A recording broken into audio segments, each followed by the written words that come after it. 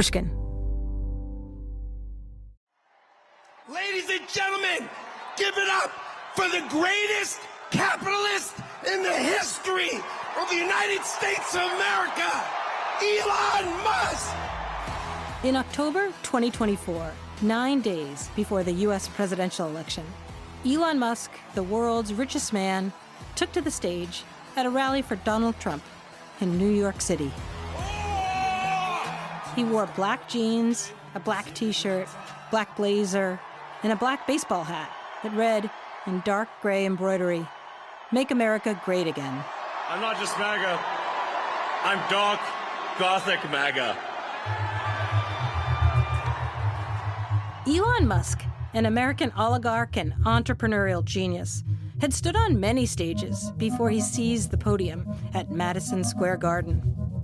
TED Talks, Tesla product rollouts, SpaceX launch pads. He also owns a stage, a platform, ever since he bought Twitter and renamed it X.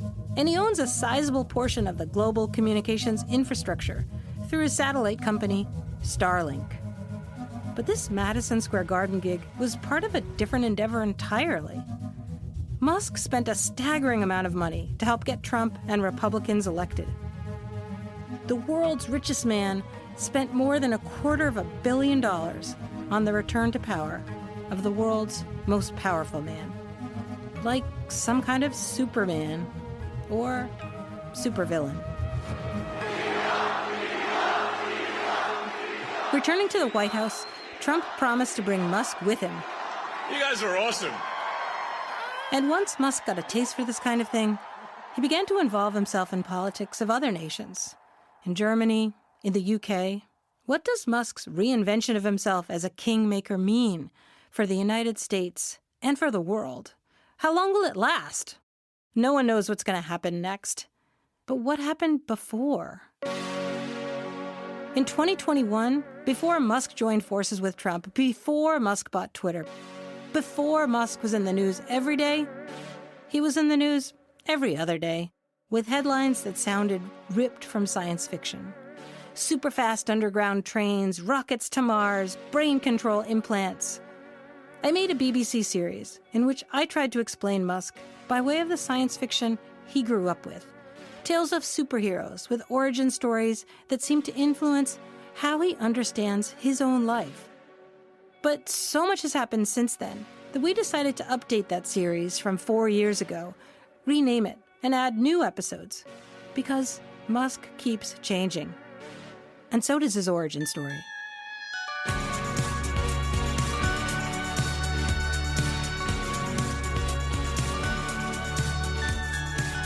Welcome to X-Man, the Elon Musk origin story. I'm Jill Lepore. I'm a professor of history and law at Harvard. I'm interested in the past. Musk? He's interested in the future. The future is gonna be amazing! Or is he? Is Musk really a futurist? Or is he maybe an antique, a throwback? I don't mean the retro vibe of the amazing, extraordinary gadgets, the Tesla Cybertrucks and Starlink satellites and SpaceX rockets. I mean Musk's ideas about politics and economics. I mean Muskism, extravagant extreme capitalism, a political economy with origins in the universe of comic books and science fiction that has fired Musk's imagination since he was a boy.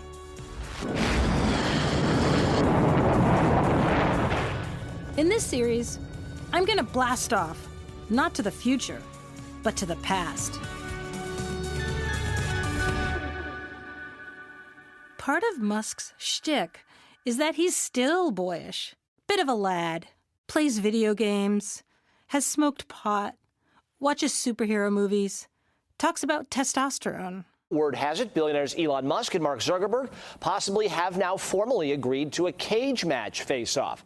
He once changed his name on X to Kecius Maximus, which is a joke about, on the one hand, the movie Gladiator, and on the other hand, a cartoon frog named Pepe. Musk does this kind of thing so often, people barely even notice it anymore. The tech bro vibe, men will be boys, boys will be gladiators. Trump has gotten into this too. tweeting during the campaign a picture of himself as Superman with J.D. Vance as his Batman and Musk as Cyborg. Why in grown men is this kind of thing okay? Honestly, it's a little bewildering. Anyway, the stories Musk likes and the characters he identifies with matter. He used to talk a lot about The Hitchhiker's Guide to the Galaxy. Then he used to think of himself as Tony Stark, a do-gooding superhero from the Marvel Comics. Musk has always loved the Dark Knight movies, which are awesome. About 2 years ago, he likened himself to Batman, a brooding, angry, fabulously wealthy vigilante. After he bought Twitter, he posted a drawing of the Dark Knight standing on top of a Gothic church, watching over Gotham. Musk wrote, "Some nights." Online, a lot of people started arguing about whether or not Musk is a real-life Bruce Wayne.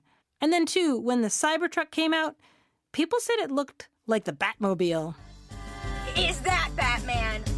Like, unless you're trying to be Batman? What is that? Oh my God! I happen to be pretty interested in Batman. I once wrote a book called The Secret History of Wonder Woman. So this episode, I want to look at the original Batman to see what he tells us about Elon Musk. Batman made his debut in the 1930s. And fairly soon, he was on the radio. The tall, masked figure, wearing a bright blue hood and cape, approaches. Listen. It turns out that a whole lot of Elon Musk's vision for the future, his ideas about politics and governments and economics, come from the 1930s, nearly a century ago. They're old ideas, and a lot of them, I think, are failed ideas. But they're also bound up with Batman, the Dark Knight, a guy Dark MAGA really likes to talk about. It's like Dark Knight, like the friggin' Joker is in charge. The criminals run free, and the citizens are arrested. That's Musk on the Joe Rogan Experience, the most popular podcast in the U.S. They're talking about life in Democrat-run New York City and complaining about how authorities in New York had seized and killed some guy's pet squirrel. Still pretty shook about the friggin' squirrel thing. It's like, meanwhile, violent felons are running free. This is a Joker. It's the Joker, Batman's arch nemesis, a madman, a sadist, an anarchist. It's mayhem. And who can save the people of Gotham? If Elon Musk were Batman, what would he intend? To answer that question, I want to go back to that night at Madison Square Garden, smack in the middle of Gotham, 9 days before the election. The arena was sold out. 20,000 seats were filled with Trump supporters dressed in red, white, and blue, carrying signs that read, "Fight, fight, fight," and "Trump can fix it." They had a lot to celebrate. Trump was making the most impressive comeback in American political history. Critics had been calling Trump a fascist. Hulk Hogan, the flamboyant former wrestler, had an answer to that. This is Donald Trump's house, brother. I don't see no stinking Nazis in here. Musk didn't speak for long. Mainly, he rallied Trump's troops. USA! USA! USA!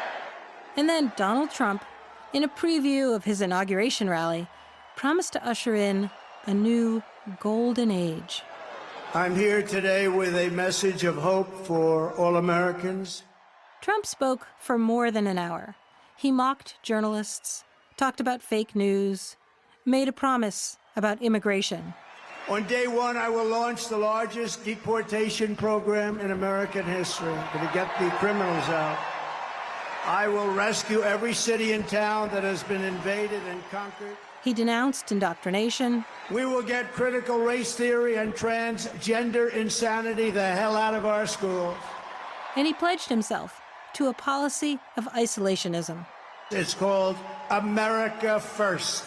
When Trump finished, a crooner in a black tux sang Sinatra.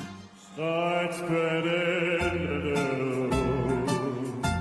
I'm leaving today. It was a big, bold, glammy, star-studded night in Gotham, with a lot of talk about crime.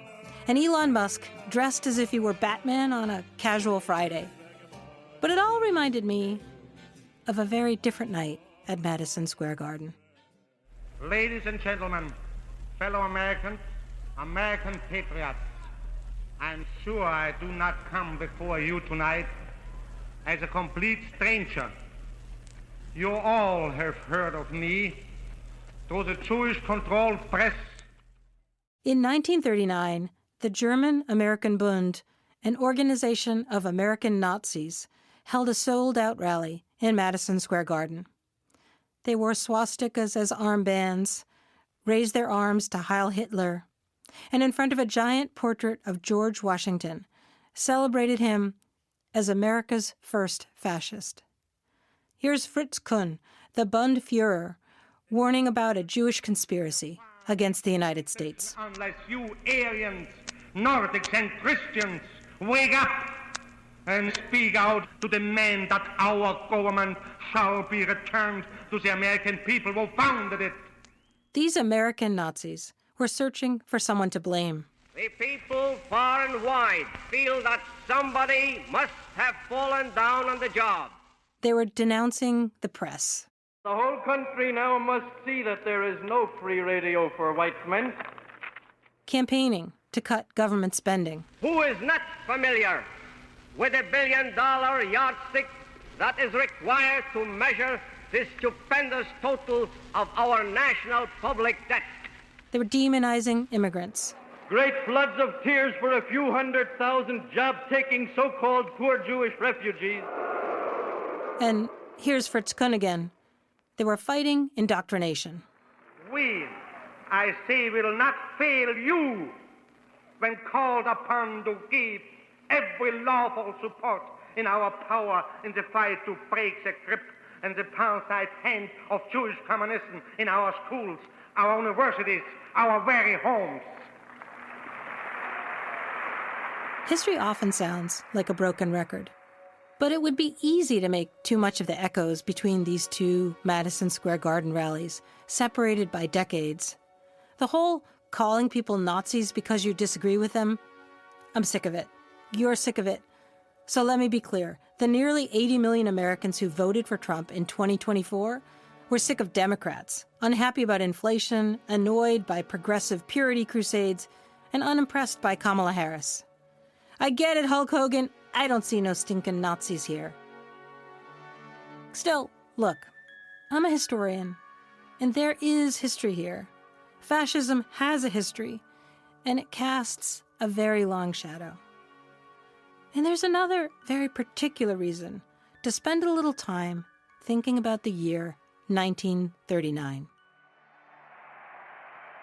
Right after that Bund rally, maybe even the very next day, in an office building just a few blocks away, and out of the same political tensions, the rise of fascism, the fear of fascism, some guys at a little New York comic book publishing house decided to create a new superhero. Batman, what are you doing here? Enter the Caped Crusader. Superman had only just made his debut, a wild success. Pretty soon he was on the radio. Faster than a speeding bullet. It took the writers a few weeks to come up with a new superhero, but he made his debut that spring, 1939. And now it is my privilege to introduce our friend Bruce Wayne, otherwise known as the Batman. Superman comes from another planet. Batman's just a guy with a cape, but he does have a lot of money. Bruce Wayne is a millionaire, head of Wayne Enterprises. He's also pretty nifty with a pistol, which soon became a problem. At the time, the publishers of comic books were taking a lot of heat for glorifying violence. The month that Batman made his debut, the U.S. Supreme Court upheld the constitutionality of two new firearms laws that, among other things, outlawed machine guns. Then that September, Hitler advanced. Germany has invaded Poland. France has decreed general mobilization and martial law. Europe was going to war, and Americans were sick of guns.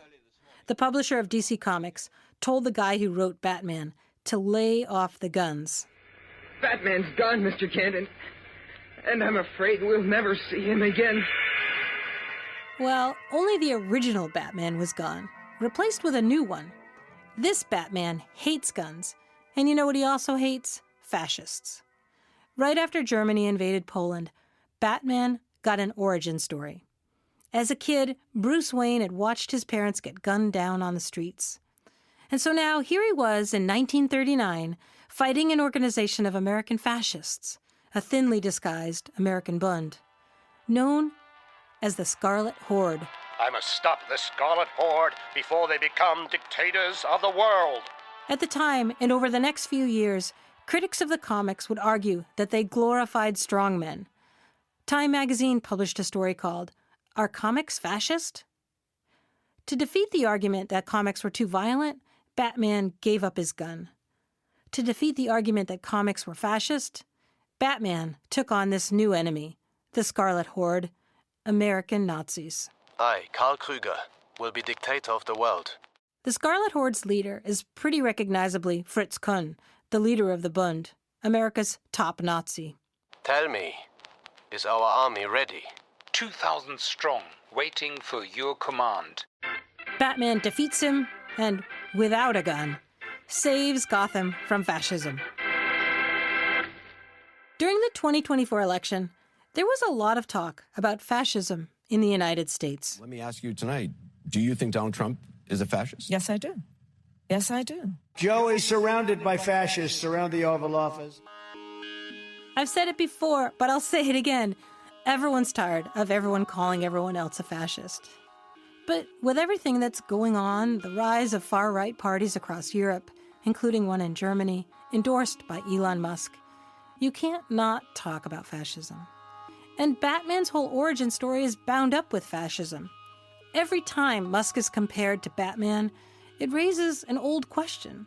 Is Batman fighting fascism? Or is Batman somehow himself a fascist? That was actually a question in the 1930s, and over the last decades it's been a question again, ever since a trilogy of Dark Knight films came out, directed by Christopher Nolan, the movies that shaped Musk's view of Batman. I did think that there's a strong fascist current, certainly in the look and mood and the sort of just Wagnerian atmosphere of those movies.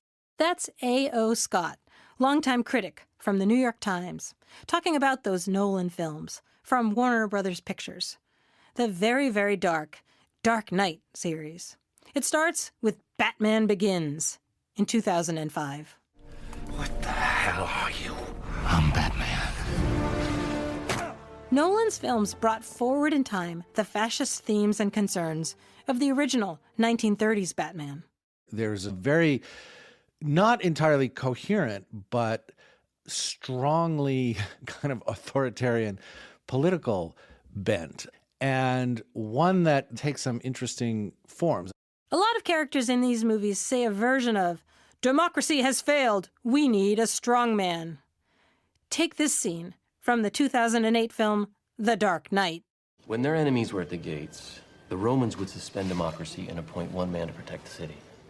And it wasn't considered an honor, it was considered a public service. Harvey, the last man that they appointed to protect the Republic was named Caesar, and he never gave up his power. Okay, fine. You either die a hero, or you live long enough to see yourself become the villain.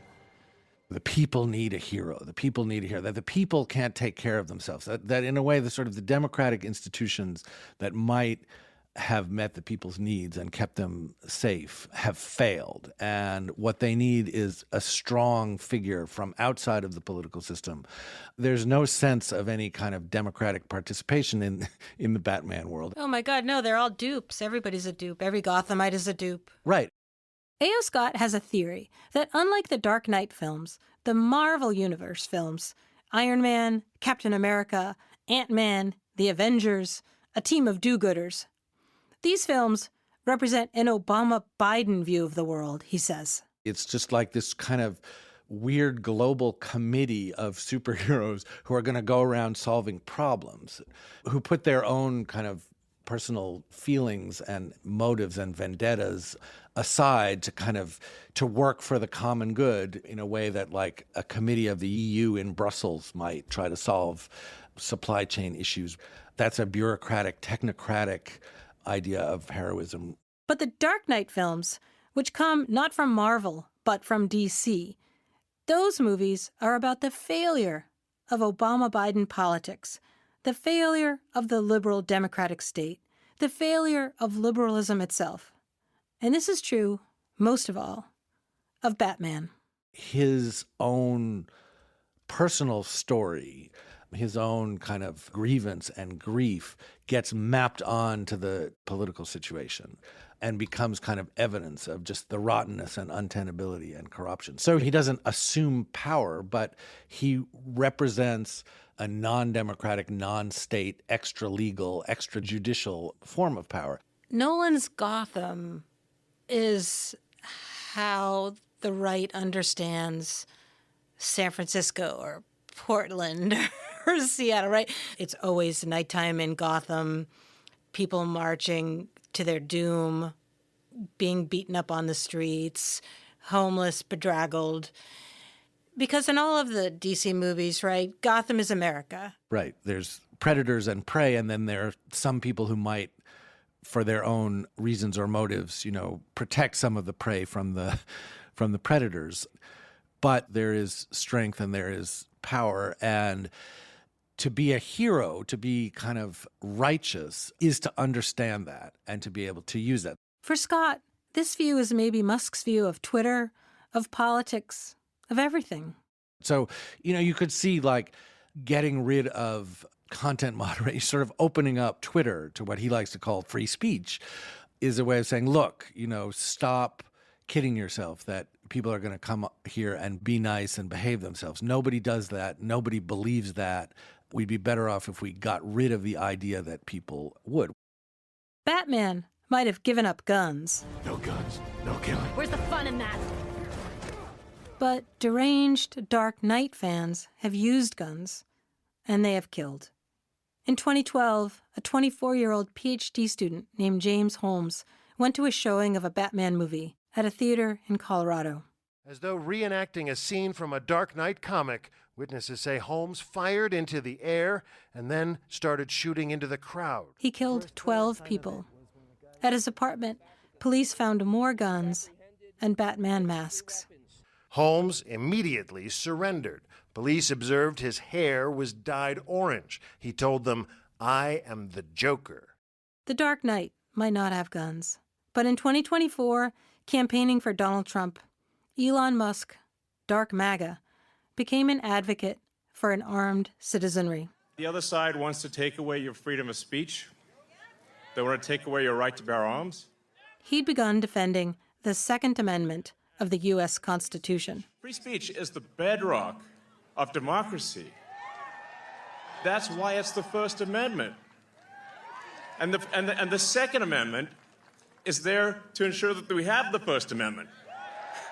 Free speech, Musk seemed to be saying, must be defended, if necessary, by force. Some people think of Elon Musk as a superhero. Some people think of him as a supervillain, trying to take over the whole planet, with a style that comes from the movies. You can have ambition without limits, and you can do whatever you want. There's a kind of freedom and glee, and I'll say anything to anyone, I'll do anything. I'll say, we're going to invade Greenland, I'm going to mess with everybody's elections. This is like behavior that we've seen before in movies. A.O. Scott has another theory, a theory about how, in both the movies and in American politics, a lot of people have started rooting for politicians of all political stripes who seem to style themselves as the bad guys. You wrote this long piece called "The Supervillain is the Hero Now," and it had a tagline, "How Americans Learned to Root for the Dark Side, from the Joker and Wicked to Elon Musk." So, how did they? I mean, the way the piece came about was sort of just noticing that something had shifted. And Musk was an important case study, that he and Trump, the way that they were acting, the sort of transgressive, aggressive energy that they were projecting and that their followers seemed to love, seemed like a supervillain vibe, you could say. And I didn't mean that people who don't like them think of them as supervillains, because they're so bad, but rather that the people who do like them are kind of intrigued and seduced and excited by the villainy. This is the logic of the Dark Knight movies. Batman is the bad man, but you should root for him. Don't trust the state, liberalism, democracy. You need Batman, the brooding vigilante in his Batmobile, a character who's so unhinged and tormented that he essentially collapses into his arch-nemesis, the Joker. Late last year, a delusional version of this plot took form in the mind of a decorated American serviceman. He rented a Tesla Cybertruck and texted his girlfriend that driving it made him feel like Batman. He parked it in front of the Trump Hotel in Las Vegas and shot himself in the head just before a bomb that he'd planted blew up. He left a note saying only Trump and Musk can save America. After the election, in his victory speech, Trump called his comeback the greatest political movement of all time. He credited Musk. Let me tell you, we have a new star. Trump had a lot of people to thank, but the person he talked about the longest was his own personal Batman. The star is born, Elon. Trump told the story of watching a SpaceX rocket land, an amazing feat of engineering. Said he'd called Musk afterward. I said, that's why I love you, Elon. That's great. He talked about calling on Musk the way Gotham's police commissioner uses the bat signal. So I called Elon. I said, Elon, you have something called Starlink, is that right? He had that there so fast, it was incredible. But he's a character, he's a special guy, he's a super genius. We have to protect Elon Musk, the Dark Knight, head of Wayne Enterprises, a superintelligence, and quite possibly the only person on the planet more powerful than the President of the United States. Batman is the creation of a world that witnessed the rise of fascism. The way I read it, and you can read it differently, whatever Batman intends, he can't ever really save Gotham. Because as a vigilante, Batman is part of what went wrong with Gotham. But Batman's only one of Muskism's touchstones. What came before the Dark Knight and the rise of Dark MAGA? To answer that question, we've got to go back to the beginning of Elon Musk's life, when, as a boy in South Africa under apartheid, he read The Hitchhiker's Guide to the Galaxy and discovered an origin story. That's next time on X-Man.